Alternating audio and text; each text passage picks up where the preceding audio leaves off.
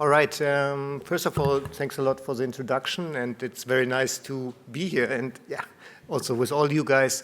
What I wanted to do today is talk a little bit about the effects, actually, that maybe generative AI has on media production in a broader sense. And maybe it's not even just concerning media production, because we know that all different industries are being affected. So together with, with Rob and Paula and Craig, and we just meet Eleni, together we have been kind of like talking a lot about the impact of this. We also kind of prototype some generative AI frameworks for media production. And today I wanted to talk about what I call applied disruption. And applied disruption is a little bit like, you guys all know the candy store, right? I guess everyone was in a candy store. There's a lot of things you like. And what do you really expect from generative AI in media, right? It should be fast, it should be optimized, and it should be high quality artistic content. That's good, but also bad, because you can't get all three of it. And what I ask myself, of course, as a creative director in creative technology is things like, let me move on. First of all, kind of like, what does that actually mean when our whole industry is being disrupted, and what is the principle that lies below this? This is what I call kind of like applied destruction. So let's say you discover some new principle, or you set a principle for your own work. Let's say I talk about human-centered design. So you want to have the human in the loop, actually.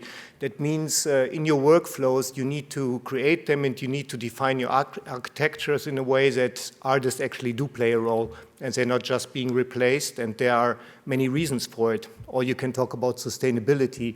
So you start to design architectures that are sustainable and that are not just kind of energy hungry.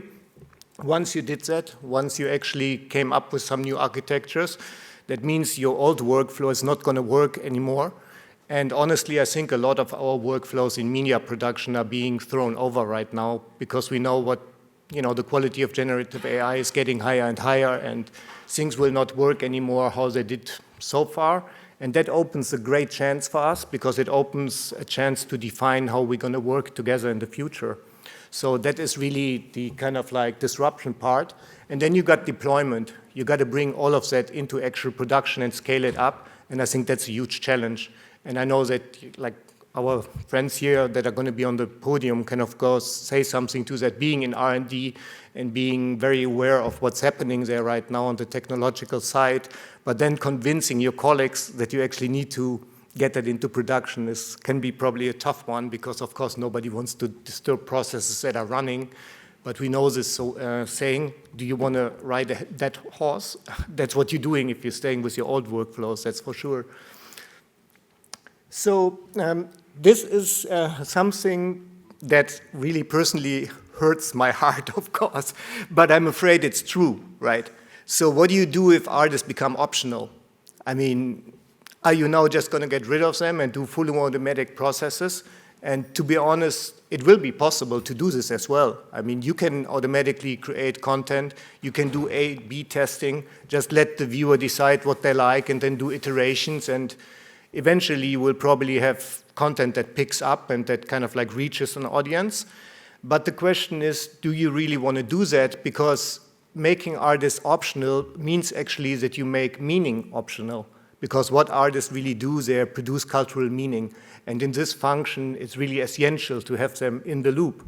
And if you look at the quality of the content, and if you think about what really makes it engaging, I personally think it's telling stories that touch people. It's telling human stories that really makes artistic content in the end engaging and interesting and also meaningful. So when you ask the question, is an artist optional?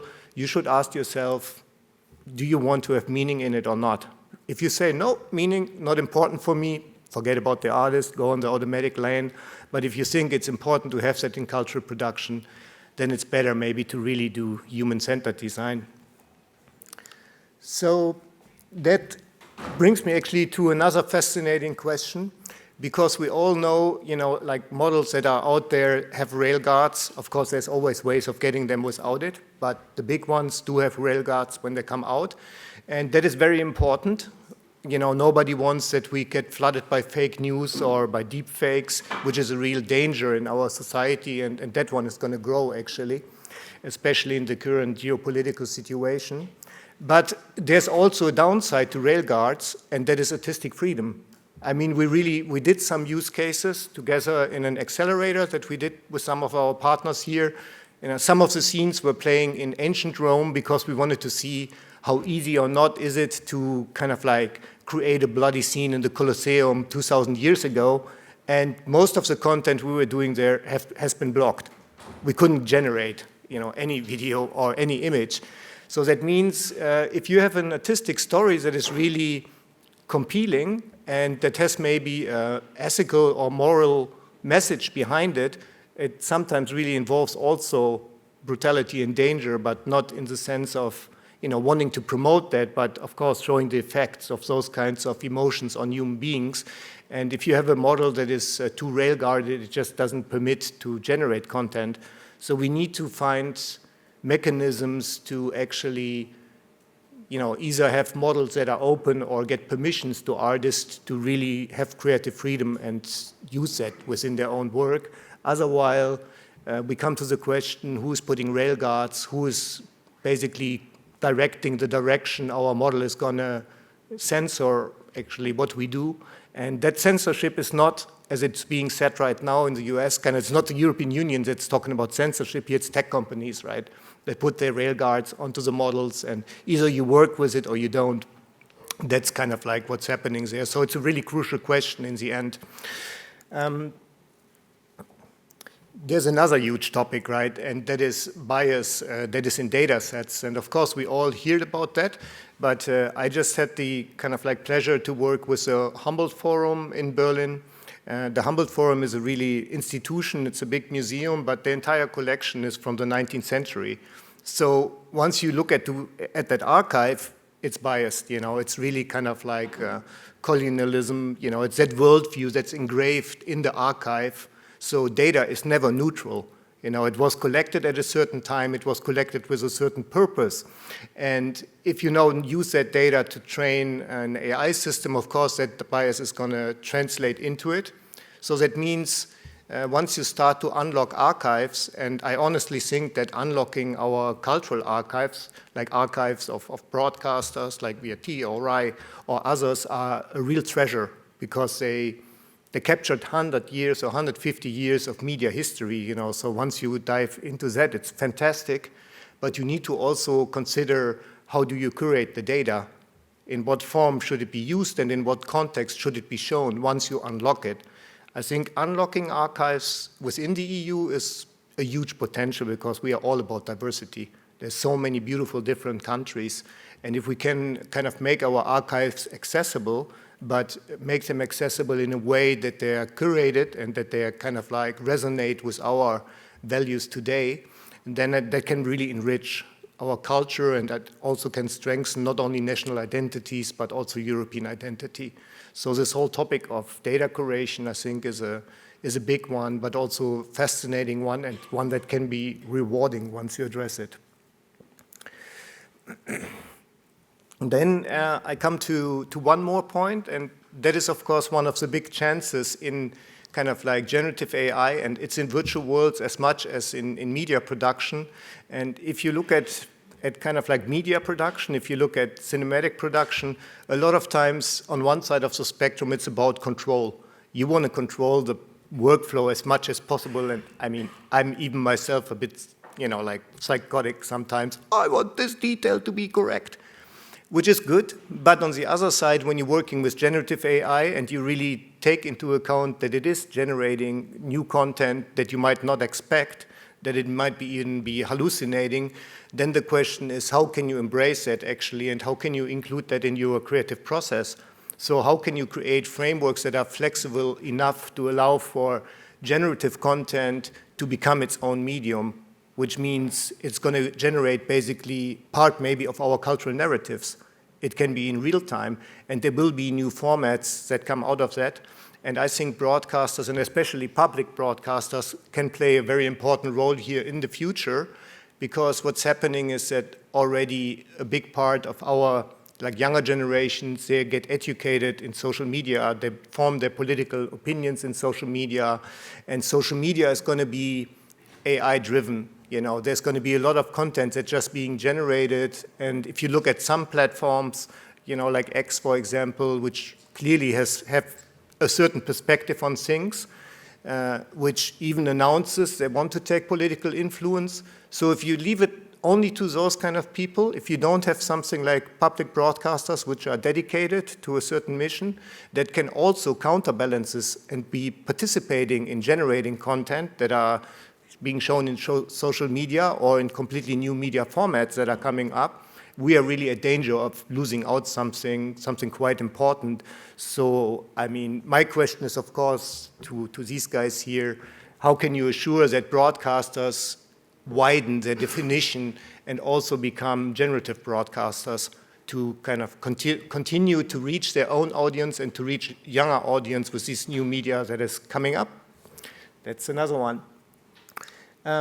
This is just like a small use case. It's actually a story we are working on. And this story, Neuzeit, I brought this example. It's used to be an augmented reality story, and we're just using generative AI to port it to a miniseries, to write a concept for it. But in a way, this is all about empathy, because it's playing 1933 in Berlin. It's a story of a young author that escaped basically from Berlin. And in this specific scene, she met a photographer, Eva, who was also living and working in Berlin at this time. And I don't know if the video plays, if I press now forward. You can't leave, Ada. My art is here, in Berlin, in this light.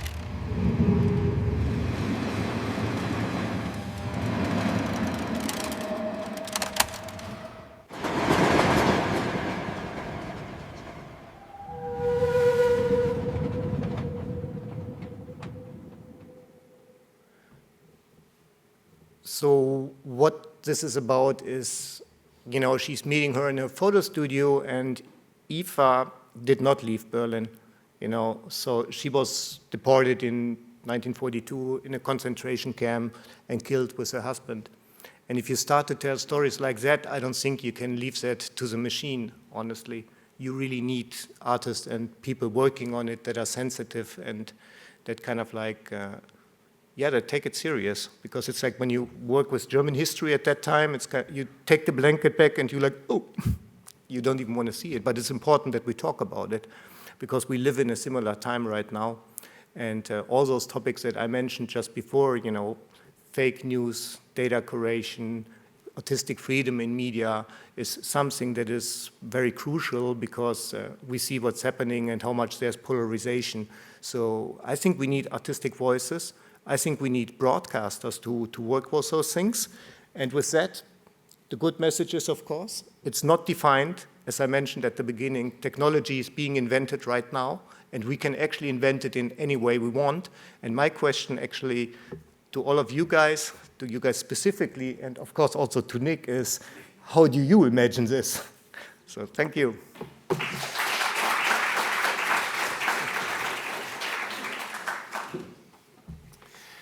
All right, well, huge thanks to Tim there.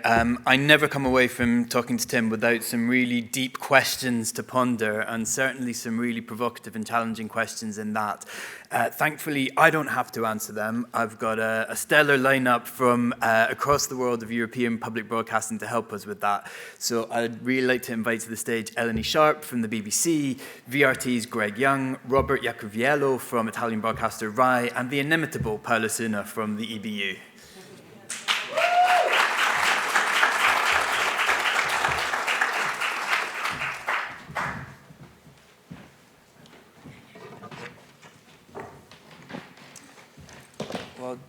Good morning, everyone, and thanks for joining us. When we were thinking about preparing this panel, Rob posted about it on LinkedIn, and I'm going to steal your question, if that's all right, because I liked it so much. You asked, immersion for whom?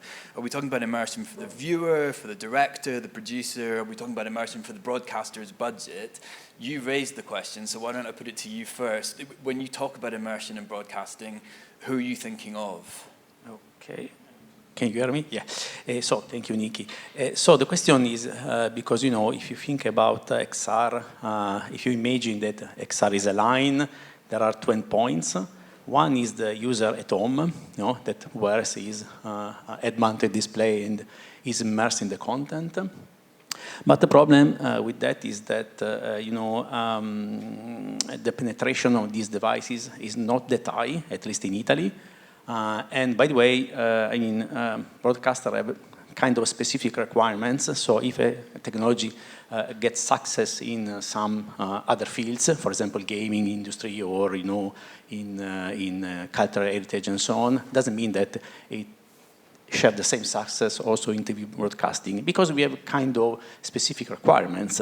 For example, let me give you an example. No, they tell me that now these head-mounted display are very lightweight, kind of less than 300 grams. But what I say is that 300 grams now are maybe 500 grams in 1 hour. They are 800 grams in 2 hours, no? Because we take into account also the temporal dimension. This is important for us. So it's this kind of relativity of time. We should take into account also other variables in the problem.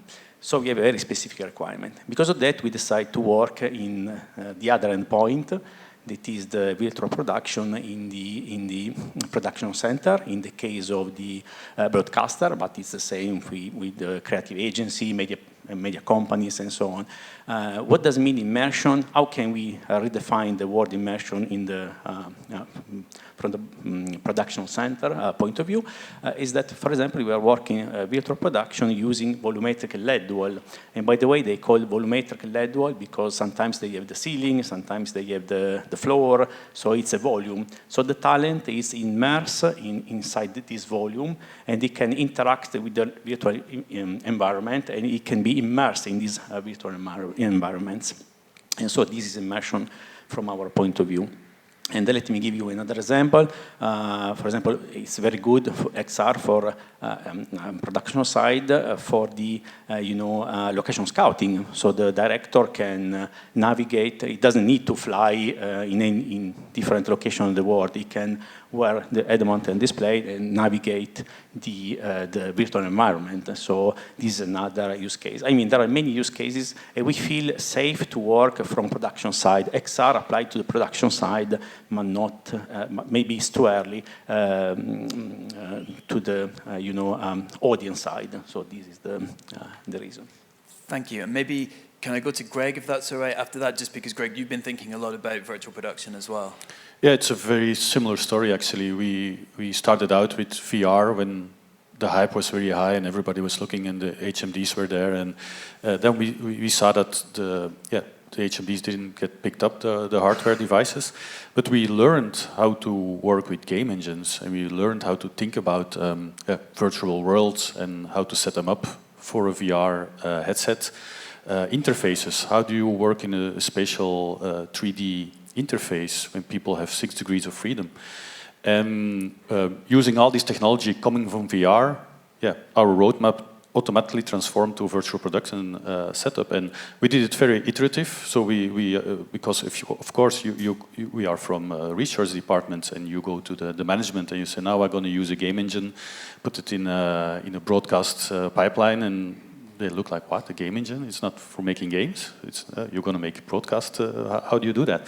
So iterative, we started developing small virtual production setups, and now we have a LED wall with tracked cameras, and it's a really solid business case. It's every day in operation. So. Brilliant, thank you. And Paolo, you've got a sort of view across the European public broadcasting world. Yeah. What are you seeing emerging? Okay, so if we talk about what's emerging, I think generative AI and AI is really playing a crucial role now, even if broadcasters are still at the beginning of this journey. As Greg said before, I don't know if you remember 6-7 years ago, there was this big hype on virtual reality and augmented reality. And what happened from the point of view of the public service broadcasters, huge investment in terms of time and resources. But many times, these investments were to produce short experience, because to avoid the fatigue from the end users. So when before you were talking about immersion, I think the answer is more than one. So you have, on one side, you have the end user. So the story plays a crucial role, the storytelling, the editorial use cases, because if you don't have a strong editorial use case, also the most beautiful technologies, I think, can fail. On the other side, also technologies plays a fundamental role, because if the experience isn't convenient, is cumbersome, it won't take off. And also speaking about immersive technology, I think that there could be also a relationship on the production side, because, for example, you could think to produce in 3D, so 3D asset animation, 3D environment, and maybe to render all this content depending in different formats and for different devices. Excellent, thank you. And then Eleni from the BBC.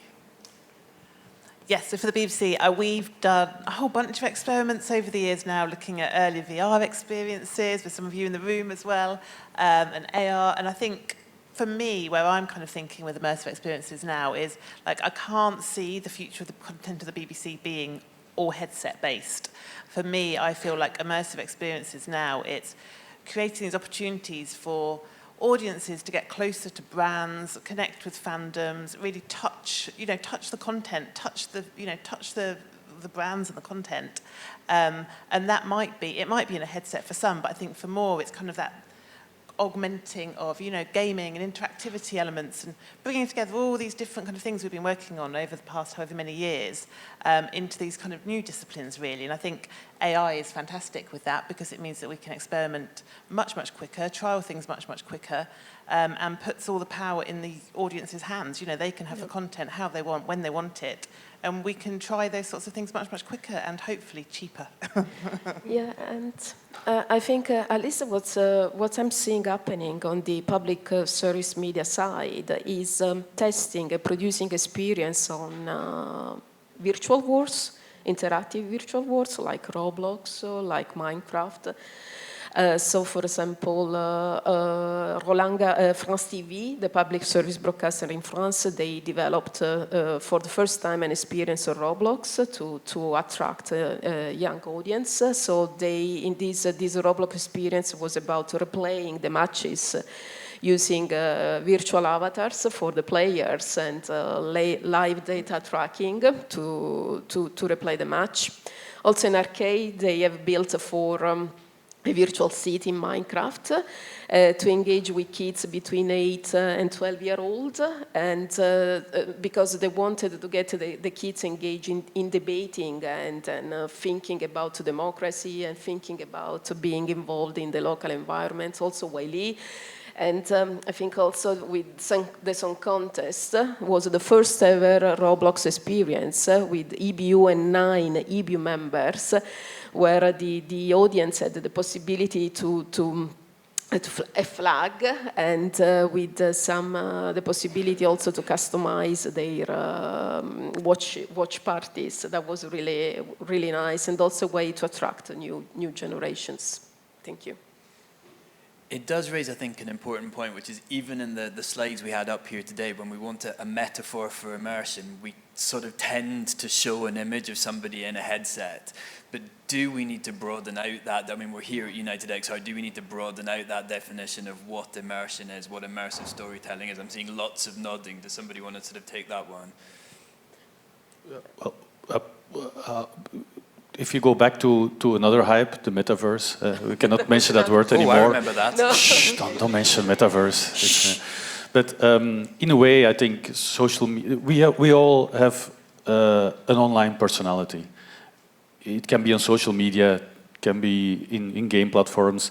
So we already have this kind of avatar-like or second personality that we like to express online. And those personalities online are, per definition, interactive.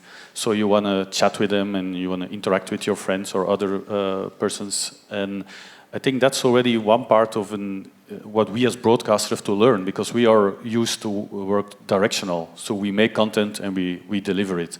And now with online, it's not new, of course, but also with all these game platforms, you are in so some kind of interactive mode, and the agency that you give to your audience is really important and something you have to think about. And how far can this agency go? Will you only open the chat, only talk with them?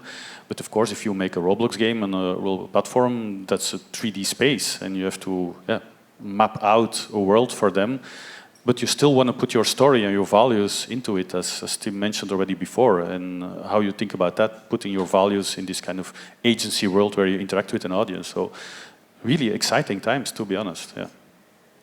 Yeah, and then I think we need to face a reality, because the penetration of headset is still very, very small. According to a research carried out, I think it was 2023, only 5% of internet users between 18 and 64 years in 14 countries owned an headset. So I'm really curious now to see what's going to happen with the Apple Vision Pro, with the new AI glasses, audio only. Just, I think it was yesterday, 2 days ago, Google released, there was a press release about Google releasing these audio only glasses. So let's see.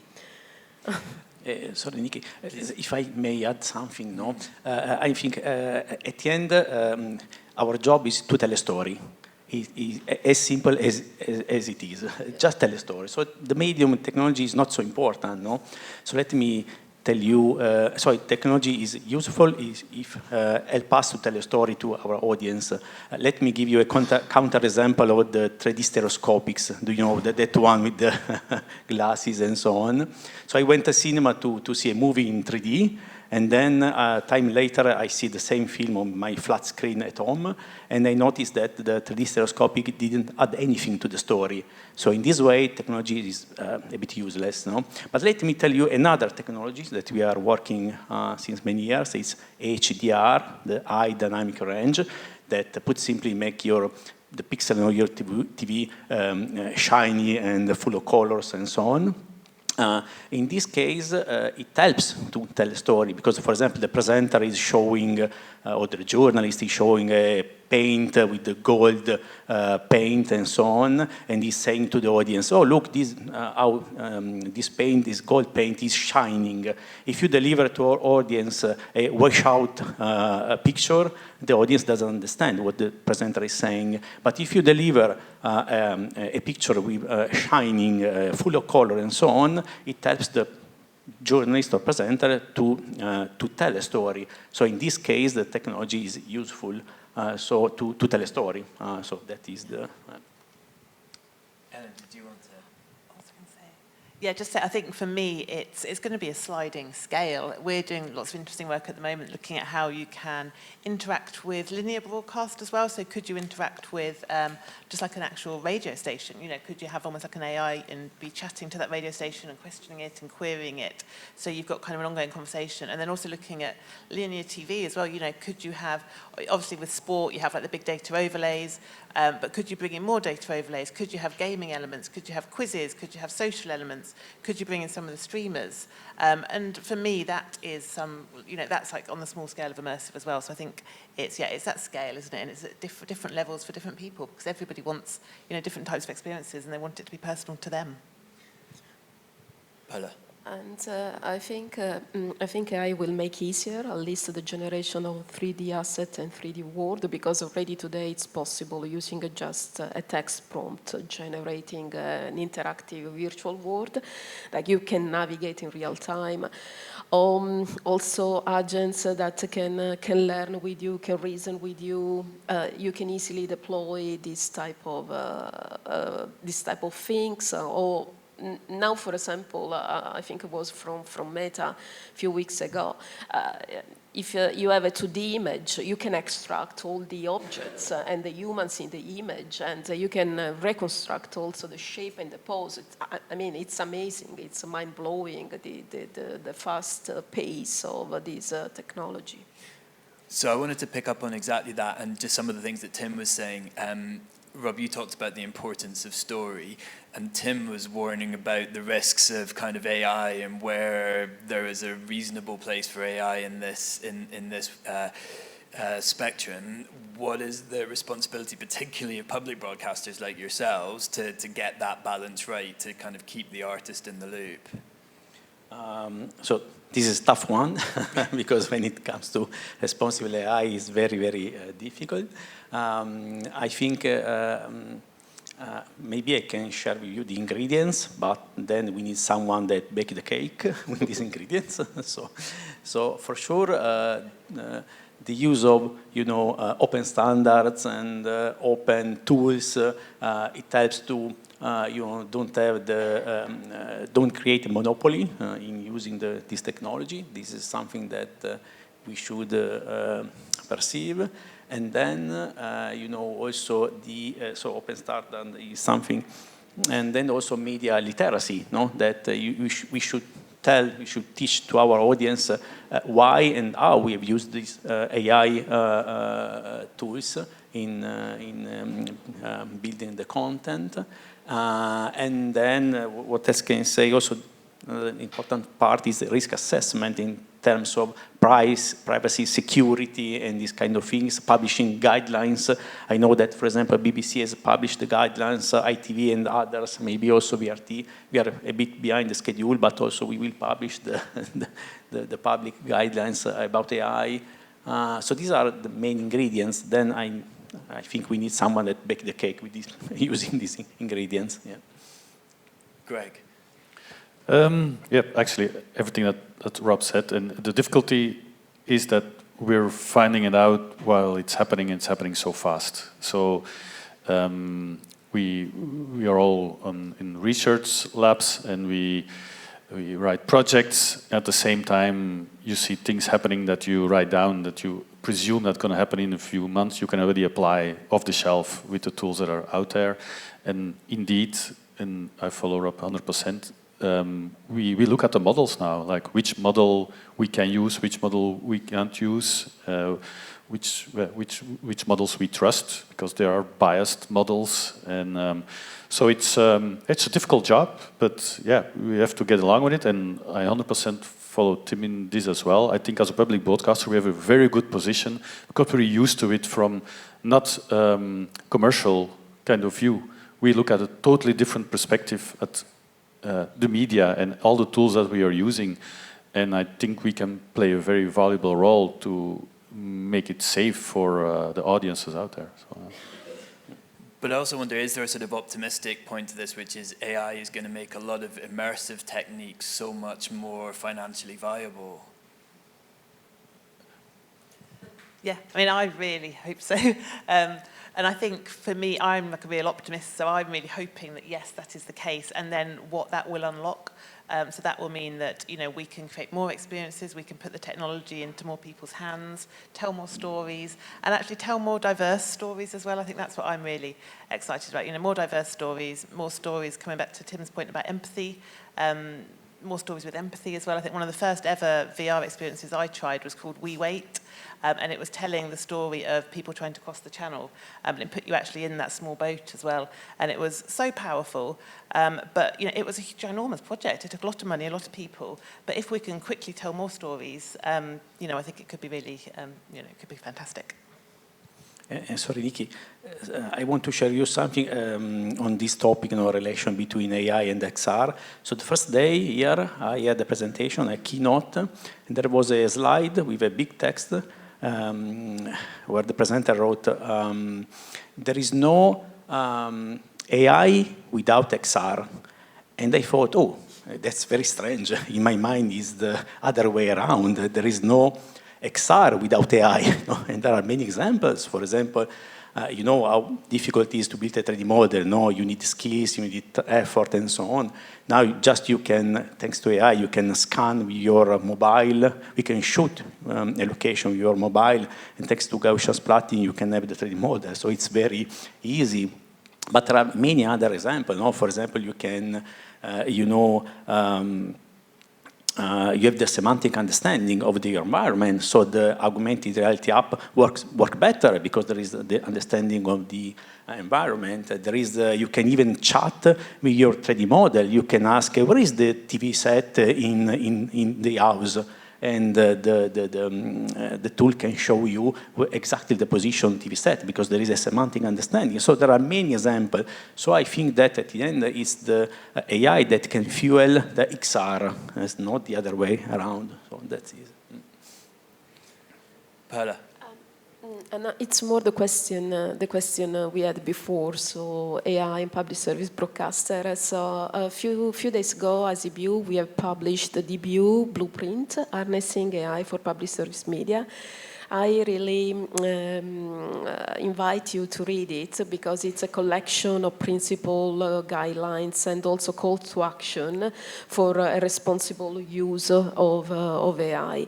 And at the end, you will find five core principles, so like prioritization of the artistic intent of the artist, transparency and trust, information integrity, and at the end of the document, you will see there are also call to actions for not only industry, AI industry, but also policymaker, media organization, because it's very important, I think, to build a collaboration, a dialogue with all the stakeholders involved in the chain.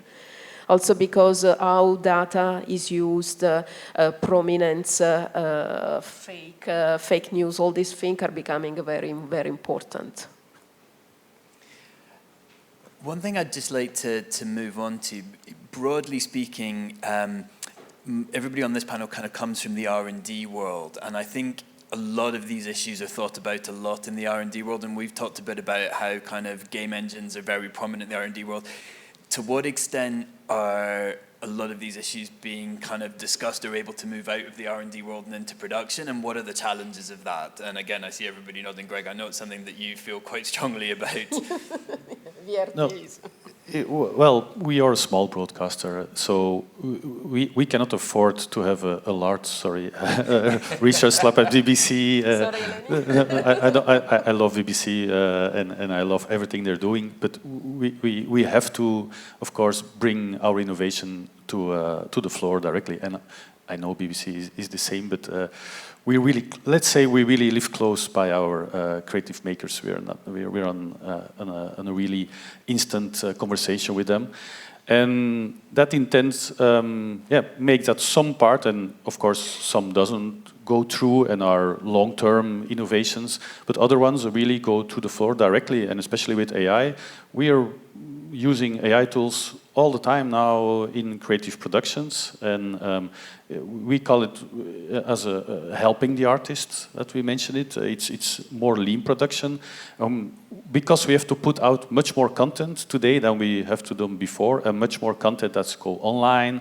that maybe for radio, they also get a lot of visual. So we don't have these budgets to bring all this kind of video content to all these different outlets that you have now today. And AI can be a useful tool there to still make really beautiful graphics. And the artist is still in the lead at this moment. But there's something to say how far will it evolve. But at this moment, you really need to still have a lot of expertise, have a feeling to make good design, to use these tools. Yeah, I can add to this. So I think that's a problem that we all face, really. Like, how do you get things from a research and development lab into like business as usual, they call it at the BBC, which is like the day job. And my least favourite acronyms. BAU, yeah, I know, which is basically everything else that happens. And it's really hard. And it's not, we come up against that phrase, it's not on the roadmap, we can't deliver it all the time, and it's really challenging. And also when people have got less money, there's less risk-taking. We're in an environment where people are wanting to take less risks. I suppose there's a few things that we do. Very unglamorous one is just getting top-down buy-in from the very beginning, bring people in from the start. Being able to innovate is a real privilege. And if you're seen to do that behind closed doors, out of the way, you're not going to get buy-in from people. So bring people in with you to do that. Also partnerships, don't think that you can build everything yourself. Bring in big tech, bring in startups, bring in other people to help you kind of move quickly. And also, I think one of the really important ones for us is getting the technology into creative people's hands as quick as possible. So that could be producers. We did a project recently where we worked with like actual musicians and artists and DJs. So we created a live stage with a rig and got acts in there. So we had like the Australian act, Confidence Man, in the rig. And they were just amazing. They were like, great, what can we do? So they were like throwing water, they were doing backflips. And we were like, oh my God, is it going to work? Is they going to break everything? But I think, they just like really pushed it to the limits. And I think you need to get the tools into people like that's hands just to see, right, what can we do with this? What's possible? And then that means that you can, you've got something then fantastic to show stakeholders, you can show the audience value, and, you've got something tangible that you can put in people's hands as quick as possible. And, oh, sorry. No, go ahead. Oh, sorry. So I share the things that my colleague said, and what is ready for in the research is not ready yet for the production many times, and because of the skills, there are different skills. The skill that you have in the research, you don't have in the production center. Most of the time, at least, you can't work at scale because there are not so many these kind of skills. There is the editorial aversion to the new technologies because it's a new language that they should learn. So it's another pain point. And there is the complexity. We can't. We need tools that seamlessly merge with our legacy pipeline. We can't replace completely a pipeline. But I think, having said that, I think that the elephant in the room is the quality, because nobody speaks about quality, but it's very important for us. There is no 3D model, no avatars without the quality. If the avatar or the 3D model doesn't match the standard quality required for broadcasting, we can't use it. And here at United XR, I saw many avatars that, they were kind of flickering like French fries in the frying pan. And what can we do with these kind of things? No? But they keep telling me, this is in real time. Okay, I know that it's in real time, but also my 4K camera shoots in real time. So, the competitor is the camera, but they still keep telling me, no, this is a 3D model, so you can turn around your virtual camera and see the talent from the back. But now I have the question, I'm here now, physically present, are you interested in my back? Don't think so, And by the way, so why you should be interested in the back of the avatar? And by the way, also with my 4K camera, I can turn around the talent and show the back. No? So my point is that probably we are building use cases, just to create a need in the mind of the audience. But then when they face the reality, they face, because we are just artificially creating that kind of needs. Let me give you another very fast example. A colleague of mine asked me to write a use case for the 6G. That is, so what I have done, I read the use cases of the previous technology, the 5G, and what I noticed that none of them had been implemented yet, because they were too high in the. And so what I've done in writing the use case for 6G, I changed my references, starting from Star Wars, Star Trek, science fiction, because now there is a big gap between the use cases and the reality. So that's the problem. Paola, did you want to come in there? Yeah, first of all, as I said before, I think you need a very strong editorial use case. And then maybe the first step is moving from the testing in the lab to a live pilot, a proof of concept, because only you need hands-on. You need to understand the implication of adopting a new technology, the implication on the workflows already existing. I think also European project can help a lot. And also IBC Accelerator. I see Muki, thank you Muki, in the audience, because IBC Accelerator partners meet together, work together it's a kind of sprint, because it's very short, the duration. Yes, and that's all. Thank you. Great, thank you. We've got a few minutes left, and I did just want to open it to the audience. Does anybody, I see a hand up there. What I would ask is just, I see plenty of hands.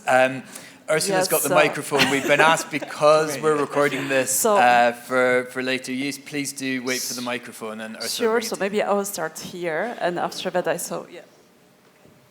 Okay, thank you. Thank you very much for interesting panel. I'm Maurizio Moroni. I'm coordinating one of the European project on production, visual production. And what we started, our project thinking about how to give the remote users the feeling to be immersed in a real scenario.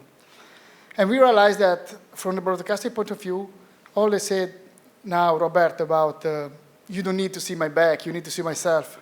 It's something really good. But we realized that we could give to the remote user maybe something that is different than the one we are here. Because now I'm here, I cannot jump on stage. I could be sit beside you and look at you. When we are developing a pilot about live music performance, we allow remote user to jump on stage to hear exactly what they hear, the musicians, and to feel, to let them see what the musicians see. So it might be a use case just to go beyond what we are delivering with broadcast, normal broadcast. This could be a seed, I think, to find real use cases, in my opinion. And I would like to ask you if you have this feeling too, or it could be an option. Please, Paola. I can tell you a little bit about my experience in the past. I had a chat with a technology provider, and they were really good at providing live experiences with the users interacting with the performers. And we started discussing with some members about a live pilot and trial. And then at the end, we got a little bit stuck because we really didn't manage to define appealing use cases, because the actions that the user could have during this live interaction were very, very limited. Okay. Yeah, and at the BBC, we've just done a big pilot actually working with a startup called Condense. An award-winning pilot. So that was looking at live experiences. So we actually went out to a festival, so we did a big festival one. And actually what was really great about that was all the DJs, all the acts were kind of on the stage. You, as the audience, joined as an avatar, and then you could dance, you could interact with each other, you could move around the stage, you could get right up close to them. And it was filmed with, it was all volumetric capture, so super realistic. And the great thing about the festival one was you could hear the noise of the crowd, and the 3D set designer was amazing. They'd done a brilliant job, so it really did feel like, you know, it gave you so much more than just watching it on the TV or listening on the radio. It was that next level. So it was great. The challenge we had was, well, there was loads of production challenges on the day. We were there for the whole weekend filming at the festival, and 1 minute it was like, right, the Wi-Fi's gone down, we can't stream. The next minute, oh, there's the haze, the cameras won't work. It's sunny, the cameras won't work. So all weekend it was like up and down, like, is it working? No, it's not. Yes, it is. We're back again. So it was a real roller coaster, but it was great. The thing that we kind of learnt from it was we did it as like a standalone portal type experience. So you then got to bring audiences to it, which I think is quite challenging. So I'm really interested to think about how might an experience like that work in something like Roblox, for example, in the future. Yeah. Can I add very shortly for your use case? Because back in 360 video, there were a lot of this kind of use cases, and we did a few of them doing sports events. But I think adding to, Elena, what you were just saying is like the social aspect is really important. So people want to, on a live event, want to interact with other people. And in a headset, you're most of the time in a one-on-one experience. So you have to make it multi-user VR or something like that. I will maybe move because we have lots of questions. Absolutely. So I will try. As a former broadcaster, I'm obsessed with finishing on time. So we will, and we've got about 5 minutes left. We have 5 minutes more. So I'll so maybe quickly one question, like a few questions we can take. Sure, just a really quick one. So internally, you work with gaming engines. How do you scale that up to reach a big audience? So, for instance, you know, there's a standard baked into the browser called WebXR, with which you can theoretically reach 4 billion people with immersive content. But I wonder, how do you bridge that gap in terms of the tooling that's available for that kind of thing? Yeah, like I said, now we use it as a standalone installation with LED powering an LED wall. But we have projects running. Actually, we wrote exactly the use case you are mentioning because it already exists. Multi-user gameplay.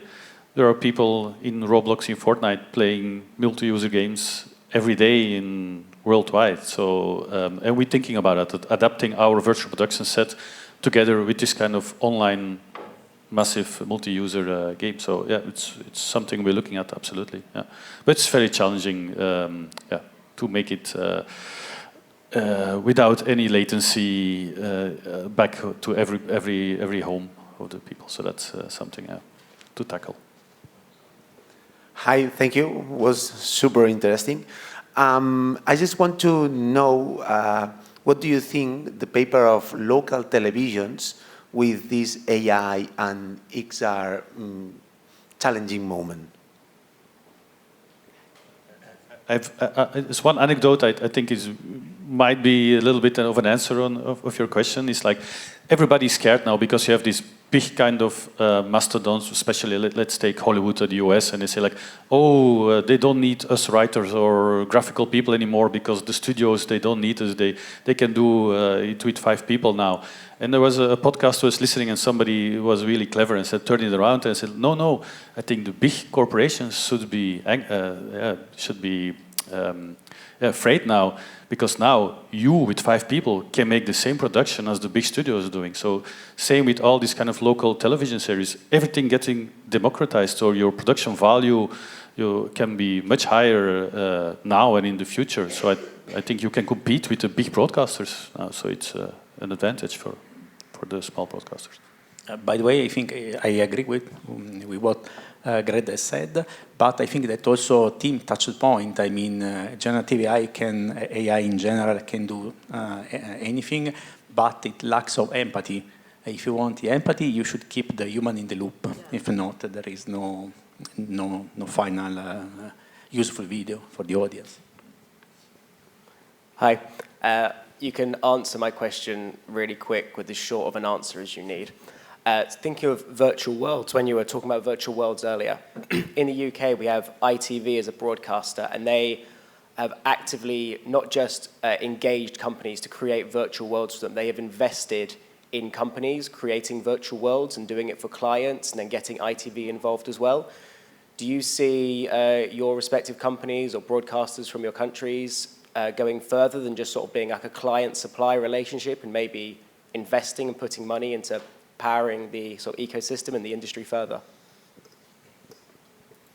Who wants to say that? In a short answer. I don't understand the question 100%. Can you repeat the question very shortly? I don't think we go that way. I mean, we invest in virtual worlds, or?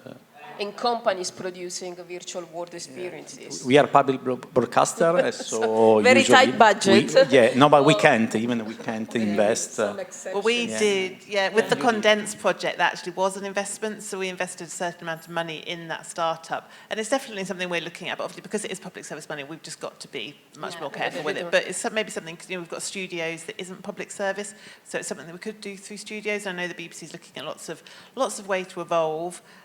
So, in the future, for sure, that could be something we look at. Yeah, it really depends from the size of the broadcaster and the budget, the available budget. If I was in a broadcast control room, I'd be saying to my presenter, now we have 48 seconds left, so this is going to be a last quick question. Okay, so I stop you there with a question. It's so interesting to listen. Empathy loop. I'm a drama director and a director of 4 XR narratives, and I'm very considered with the engagement of the young. And have you planned any hybrid where it could be both drama and XR, or engaging from your phone, contributing in new ways with interactivity? Because we look at this format in the old-fashioned way. We are not exploring. Like now I could pick up and 3D some of her elements, and we could make a physical touch from the audience back into the television. So do you have any labs? Do you have any hybrid projects where you explore? Because it's like we are not treating the XR possibilities, we are using it as the old tools. That's very interesting. We can chat offline about that, because maybe we can do something together. Yes. Please.